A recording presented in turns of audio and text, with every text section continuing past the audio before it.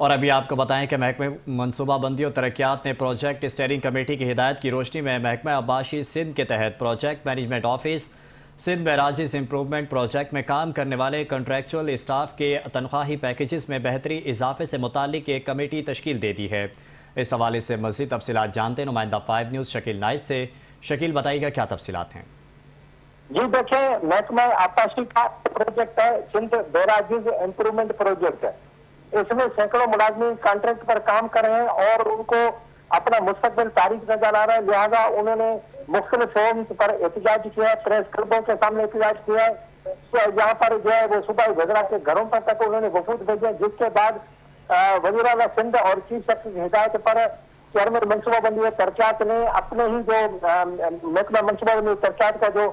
ممبر water ہے، جو grade 20 کا افسر ہوتا ہے، اس کو اس کی سربراہ نے کمیٹی بنا رہے، کہا کہ اس پروجیکٹ میں جتنے ملازمین کا کام کریں ان کے بارے میں فیصلہ کریں، کیونکہ وہ 15 20 سال سے کام کریں۔ ان کا یہ تو اپنی ایک قسم کی زیادتی بھی ہے کہ 20 سال ایک بندہ کسی سرکاری محکمے میں کام کرے اور اس کو کہا جائے کہ آپ کنٹریکٹ پہ، تو لہٰذا ان کا سارا کیس دیکھے اور اس کی پوری رپورٹ دے، تاکہ پھر حکومت سے ان کو فیصلہ کرنے میں آسانی ہو کہ بھائی ان لوگوں کو جو مستقل کیا جائے یا پھر ان کو کنٹریکٹ ختم کر کے ان کی ملازمت ختم کر دی جائے۔ تو اب یہ کمیٹی فیصلہ کرے گی کہ ان کا مستقبل کیا کرنا ہے۔ جی شکیل، شکریہ تفصیلات سے آگاہ کرنے کے لیے۔